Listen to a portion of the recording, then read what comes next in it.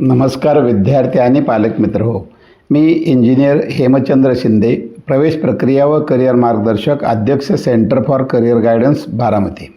Group B BAMS BHMSसाठी पहिल्या आणि दुसऱ्या फेरीचं वेळापत्रक जाहीर झालेलं आहे आणि त्याचबरोबर group C BPTH BOTH BSLP BNYS यांचंही पहिल्या आणि दुसऱ्या फेरीचं वेळापत्रक जाहीर झालेलं आहे. Group B BAMS BHMS BUMSसाठी registration 1 September ते 4 सप्टेंबरपर्यंत आहे. पण एक गोष्ट लक्षात ठेवा, ज्यांनी यापूर्वी रजिस्ट्रेशन केलेलं आहे त्यांना पुन्हा रजिस्ट्रेशन करण्याची आवश्यकता नाही.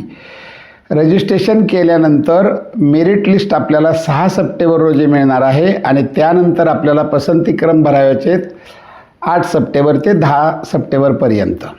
विद्यार्थी आणि पालक मित्र हो, सद्यस्थितीत नीट 2025 नुसार MBBS BDS देशपातळीवरची MCCची प्रोसेस तसंच राज्यातील CET सेलतर्फे घेण्यात येणारी पहिली फेरीसुद्धा पूर्ण झालेली आहे. त्यामुळं MBBS BDS प्रवेशाचा पुढील प्रवास यापुढं कसा राहणार आहे याचा अंदाज आपल्याला सद्यस्थितीत आलेला आहे. परंतु राज्यातील BAMS BHMS ग्रुप बी प्रवेशाचा आत्ता कितीही अंदाज बांधला तरी प्रत्यक्ष पहिल्या फेरीनंतरच अत्यंत स्पष्ट असं चित्र समजणार आहे. कारण सदरचे प्रवेश अनेक फॅक्टरवरती अवलंबून असतात. मग कोणकोणते फॅक्टर्स आहेत की ज्यावरती तो प्रवेश अवलंबून असतो? पहिल्या फेरीसाठीचे सीट मॅट्रिक्स कसे असेल, अत्यंत महत्त्वाचा हा विषय आहे. प्रथमच झालेल्या यंदाच्या विक्रमी रजिस्ट्रेशन आणि रिपीटर विद्यार्थ्यांची संख्या, मग अंतिम कट ऑफ वाढतील काय, त्याचबरोबर पहिल्या फेरीचे कट ऑफ कसे राहतील आणि काय काळजी घ्यावी पहिल्या फेरीचे पसंतीक्रम तयार करताना. थोडक्यात पहिल्या फेरीचे नियम हेही आज आपण जाणून घेऊया. महत्त्वाची सूचना, तुम्हाला चांगला प्रवेश मिळावा, सुलभतेने मिळावा म्हणूनच माहिती मी अत्यंत सविस्तरपणे देत आहे. त्यामुळं व्हिडिओ तुम्ही शेवटपर्यंत पाहावा. मधून स्किप केला तर आपणास विषय समजणार नाही, म्हणून व्हिडिओ सलगतेने शेवटपर्यंत पाहावा. प्रत्यक्षात BAMS BHMS प्रवेशासाठी जरी मुख्य 3 लाईन्स असल्या तरी सगळ्यात महत्त्वाची लाईन आहे आपल्या राज्यातील प्रवेश, तो ग्रुप बी मधून. लाईन 1 आहे AACCC 15% गव्हर्नमेंटने 100% डीम की जी सद्यस्थितीत सुरू आहे. Line 2 Maharashtra state group B BAMS BHMS government 85% आणि प्रायव्हेट 70% स्टेट आणि 15% IQ येणार आहे. याचं नोटिफिकेशन जस्ट आत्ता आलेलं आहे. आणि लाईन 3 आहे महाराष्ट्र प्रायव्हेट कॉलेजेस 15% AIQ आणि ह्याची प्रोसेस CET सेलतर्फे घेतली जाते. त्याबाबत मात्र आपल्याला प्रतीक्षा करणं गरजेचं आहे. सद्यस्थितीत जास्तीत जास्त विद्यार्थ्यांना काळजी आहे प्रायव्हेट BAMS. तिसऱ्या राऊंडनुसार मागील वर्षी SC category 28,571, ST 37,714, VJ 28,550, NT1 28,824, NT2 28,284, NT3 28,253, OBC 28,470, SCBC 31,288 आणि खुला गट 28,226 या महाराष्ट्रातील स्टेट मेरिट लिस्ट नंबरवरती बंद झालेले आहेत. SC, VJ, NT1, NT2, NT3, OBC, open या सर्वांचे कट ऑफ सुमारे समान SMLच्या दरम्यान बंद झालेले आहेत. आणि याबाबत आपण BAMS BHMS government private cut off याची सर्व माहिती मागील व्हिडिओमध्ये दिलेली आहे. आपण ती सविस्तरपणे पाहावी. आपल्या राज्यात एकूण आरोग्य विज्ञान शाखेतील प्रवेशाची सीट मॅट्रिक्स कसं आहे आपण ते पाहूया. आपण पाहिलं तर MBBSच्या गव्हर्नमेंट प्रायव्हेट मिळून 9,068 जागा आहेत. BDSच्या गव्हर्नमेंट प्रायव्हेट मिळून 2,776 जागा आहेत. आणि आपला प्रश्न आहे BAMS इथं गव्हर्मेंट 22 संस्थांमधून 1827 जागा आणि प्रायव्हेटच्या 104 संस्थांमधून 8181 अशा एकूण 10,008 जागा BMSच्या उपलब्ध होतात. BHMSचा जर विचार केला तर एक गव्हर्मेंट कॉलेज 63 जागा आहेत आणि प्रायव्हेटच्या 55 संस्थांमधून 4,360 अशा 4,423 जागा उपलब्ध होतात. आपण जर पाहिलं तर आपल्या राज्यामध्ये आरोग्य विज्ञान शाखेतून MBBS, BDS, BMS, BHMS ज्याला आपल्याला क्वालिफाय करावे लागते नीट, अशा एकूण जागा किती आहेत तर 26,275.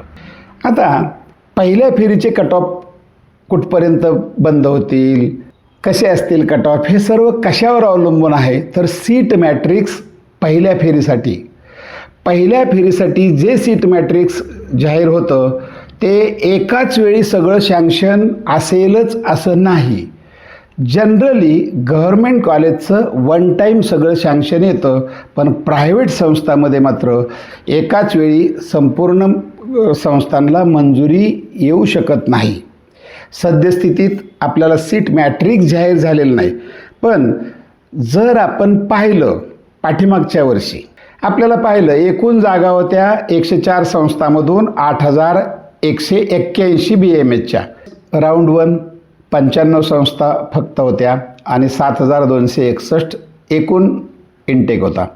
राऊंड 2 मध्ये 98 संस्था झाल्या, 3 नवीन संस्थांना मंजुरी मिळाली. राऊंड 3 मध्ये आणखी 2 संस्थांना मंजुरी मिळाली आणि एकूण 100 संस्था झाल्या आणि 7,771 जागा झाल्या. राऊंड 4 मध्ये पुन्हा एका संस्थेला मंजुरी मिळाली. अशा पद्धतीनं 7व्या राऊंडला पुन्हा 2 संस्थांना मंजुरी मिळाली आणि सगळ्यात महत्त्वाचं म्हणजे राऊंड 10व्या राऊंडला एका संस्थेला परवानगी मिळाली आणि 10 राऊंडच्या शेवटी आपल्याला 104 संस्था होत्या आणि 8,181 जागा उपलब्ध होत्या. ह्या जागा एकाच वेळी आल्या पाहिजेत तर आपल्याला चांगल्या पद्धतीनं प्रवेश मिळू शकतो.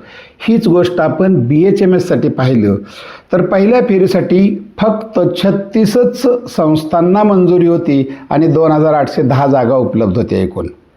दुसऱ्या राऊंडमध्ये मात्र नवीन 14 संस्थांना पुन्हा मंजुरी मिळाली आणि एकूण संस्था 50 झाल्या. 7व्या राऊंडमध्ये पुन्हा 2 संस्थांना मंजुरी मिळाली आणि 10व्या राऊंडमध्ये पुन्हा 3 संस्थांना मंजुरी मिळाली आणि शेवटी एकूण 55 संस्था आणि 4,360 जागा ह्या उपलब्ध होत्या. जर संस्थांना पहिल्याच राऊंडमध्ये मंजुरी मिळाली नाही तर त्याचा परिणाम हा राऊंड नंबर 1च्या कट ऑफवरती निश्चितपणे होणारच आहे.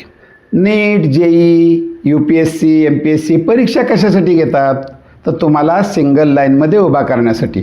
संकल्पना समजून घ्या. नीट परीक्षा 22 लाख विद्यार्थ्यांनी दिली. NTA बोर्डाकडून प्रत्येकाला सिंगल लाईनमध्ये उभा केलं. माझ्या भाषेत तिरुपतीपासून बारामतीपर्यंत सिंगल लाईनमध्ये उभा केल्यानंतर जो रँक देण्यात आला त्याला आपण म्हणतो ऑल इंडिया रँक. राज्यातील इच्छुक विद्यार्थ्यांनी आत्तापर्यंत 60,021 विद्यार्थ्यांनी रजिस्ट्रेशन केलं. त्यांना सिंगल लाईनमध्ये उभा केलं आहे आणि शिर्डीपासून बारामतीपर्यंत सिंगल लाईनमध्ये उभा केल्यानंतर जो क्रमांक आहे त्याला म्हणायचं स्टेट मेरिट लिस्ट नंबर. मग राऊंड म्हणजे काय तर जेवणाची पंगत आणि SML म्हणजे काय तर आपला ताट क्रमांक. पहिली पंगत झाली ऑल इंडियाची प्रोसेस MBBS BDS. त्यानंतर आपल्या राज्याची सुद्धा MBBS BDS अशी एक पंगत आणखी बसली, म्हणजे पहिला राऊंड झालेला आहे. त्यानंतर आत्ता all India BMS BHMS process सुरू आहे आणि त्यानंतर राज्याची BMS BHMSची ग्रुप Bची प्रोसेस सुरू होत आहे आता पाहूया, मार्क दरवर्षी बदलतात. मग खरंच कट ऑफ मेरिट क्रमांक वरती प्रवेश अवलंबून असतो का? असल्यास कोणता प्रवेश अवलंबून असतो? एक साधं उदाहरण घेऊया. राज्यातील MBBS BDSची पहिली फेरी. राऊंड म्हणजे कार्यालयातील जेवणाची पंगत. अनाऊन्स केलं, चला पहिली फेरी बसून घ्या. SML म्हणजे आपला ताट क्रमांक. आपण सर्वांनी लाईनमधून बसून घेतलेलं असतं. आपण मागणी करतो म्हणजे प्रेफरन्स फॉर्म नोंदवतो आणि नंतर 1, 2, 3 ह्या क्रमाने आपल्याला जे काही मागणी केली त्याच्यानुसार आपल्याला तो प्रवेश मिळतो. समजा मी 100 जागा फक्त वाढण्यासाठी घेतलेल्या आहेत. 100 जागाचं वाटप करायचं आहे, त्याही शासकीय आहेत.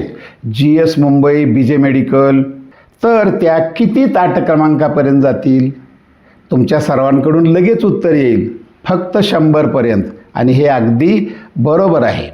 आता पाहू राज्यातील दुसरी पंगत. चला बसून घ्या. BMS BHMS पसंतीक्रम म्हणजेच ॲटमची मागणी नोंदवा. मागणी नोंदवतील.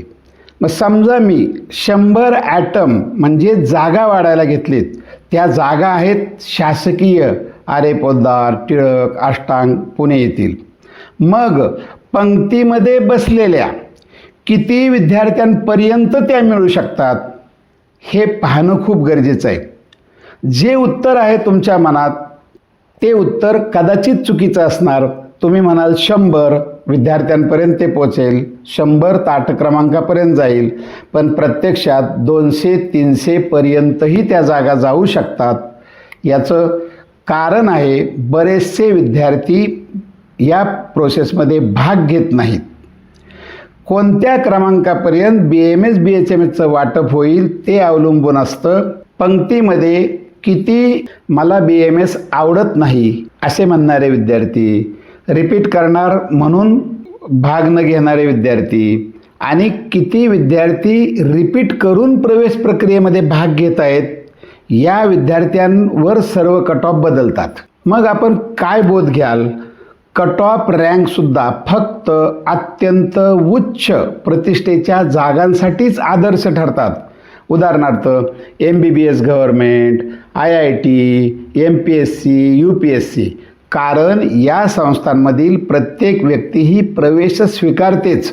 जसं MBBS गव्हर्मेंटचा प्रवेश कुणीही सोडत नाही.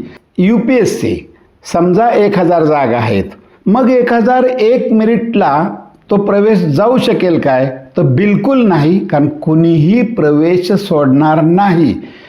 मग लक्षात आलं का? तर BMS BHMS प्रवेशाचे कट ऑफ हे फक्त मार्गदर्शक असतात. त्यावरून आपण फक्त अंदाज घ्यावयाचा असतो.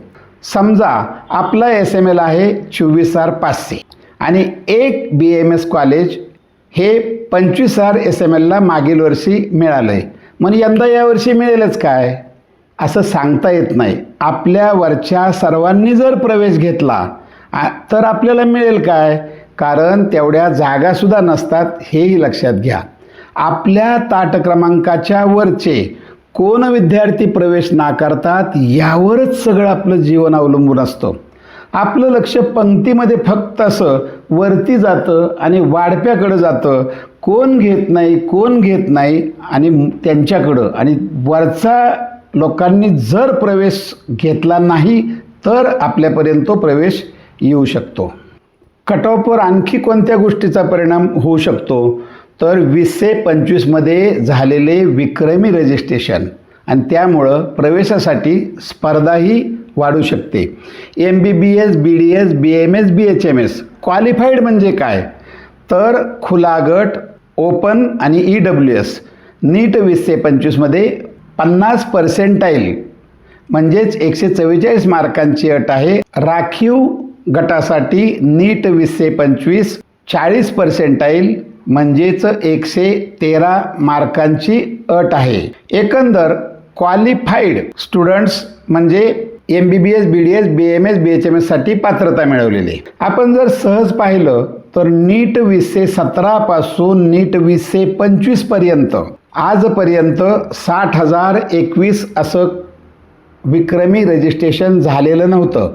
पूर्वी जास्तीत जास्त 45,000 सरासरी रजिस्ट्रेशन केलं जात होतं. आपण जर पाहिलं तर नीट 2024मध्ये राज्यामधून ॲपियर झालेले विद्यार्थी होते 2,75,442. तरीसुद्धा रजिस्ट्रेशन ॲडमिशन प्रोसेससाठी केलेले विद्यार्थी मात्र 55,781 होते. आणि यंदा महाराष्ट्रातून ॲपियर झालेल्या विद्यार्थ्यांची संख्या आहे 2,42,858. तरीसुद्धा 60,021 असं विक्रमी विद्यार्थ्यांनी रजिस्ट्रेशन केलेलं आहे. प्रवेश अवलंबून असतो रिपीटर विद्यार्थ्यांवरती. महाराष्ट्र राज्यात ॲपियर्ड फॉर एक्झामिनेशन म्हणजे परीक्षा किती विद्यार्थ्यांनी दिली, त्यामधून क्वालिफाय किती झाले, क्वालिफाय झाल्यानंतर त्यांनी ॲडमिशन प्रोसेससाठी रजिस्ट्रेशन किती लोकांनी केलं, त्यानंतर क्वालिफाय झाले होते पण किती लोकांनी रजिस्ट्रेशनच केलं नाही आणि रजिस्ट्रेशन केलं तरीही त्यांना प्रवेश मिळाला नाही, चॉईस नॉट अवेलेबल आलं, असे किती विद्यार्थी आहेत यांचा अभ्यास करताच आपल्याला त्वरित अंदाज येतो. आपण एक उदाहरण घेऊया. नीट 2024 2,75,442 विद्यार्थ्यांनी परीक्षा दिली. त्यामधून 1,42,829 विद्यार्थी क्वालिफाय झाले. क्वालिफाय झालेल्यापैकी 55,781 विद्यार्थ्यांनी महाराष्ट्राच्या रजिस्ट्रेशन प्रोसेससाठी नावनोंदणी केली. 87,048 विद्यार्थ्यांनी क्वालिफाय असूनसुद्धा नावनोंदणी केली नाही. आणि ज्यांनी प्रवेश प्रक्रियेमध्ये भाग घेतला 55,781 विद्यार्थ्यांनी, त्यापैकी जवळपास 25,781 विद्यार्थ्यांना प्रवेश मिळाला नाही, त्यांच्या ताटामध्ये चॉईस नॉट अवेलेबल असं आलं. एकंदरीत काय तर नीट 2024मध्ये एकूण क्वालिफाय विद्यार्थी असूनसुद्धा 1,12,829 विद्यार्थी की ज्यांनी कुठंही प्रवेश घेतलेला नाही. आपण जर पाहिलं तर 55,781 विद्यार्थ्यांनी नावनोंदणी केली होती. मग 25,781 विद्यार्थ्यांना चॉईस नॉट अवेलेबल आलं. हे कशावरून? तर आपण जर पाहिलं की 2024नुसार सर्व MBBS, BDS, BAMS, BHMSच्या जागा जर पाहिल्या तर त्या आहेत 26,275 आणि या सगळ्या जागा भरल्या जातात.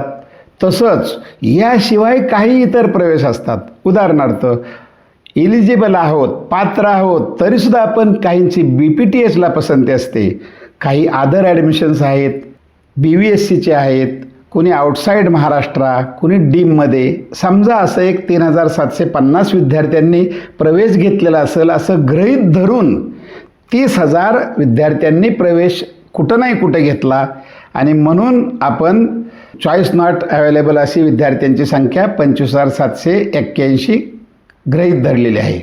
शेवटी सारांश किंवा अनुमान काय तर 1,12,829 विद्यार्थ्यांपैकी कुणी इतर ब्रँचेसला प्रवेश घेतला असेल, फार्मसी वगैरे, कुणी रिपीटचा निर्णय घेतला असेल. यंदाचंच उदाहरण आपण पाहू. नुकतंच MCCचा राऊंड पहिला डीम युनिव्हर्सिटी, पहिल्या फेरीचा MBBSचा डीमची फी वाढूनसुद्धा देशभरात गेल्या 6-7 वर्षात 13 लाख ऑल इंडिया रँकपर्यंत मिळणारा प्रवेश यंदा फक्त 7.5 लाखाच्या वरतीच बंद झालेला आहे. मग कुठं गेला प्रेडिक्टर? एकंदरीत काय तर फक्त नंबर 1 किंवा टॉप संस्थांमधील प्रवेशासाठीच मेरिट नंबरचा उपयोग होतो. आता पसंतीक्रम तयार करताना पहिल्यांदा निर्णय घ्या. माझा चॉईस काय आहे हे निर्णय घ्या. मी फक्त BAMS करणार, मी फक्त MBBS करणार. सद्यस्थितीत मी फक्त BAMS करणार, नाहीतर मी रिपीट करणार.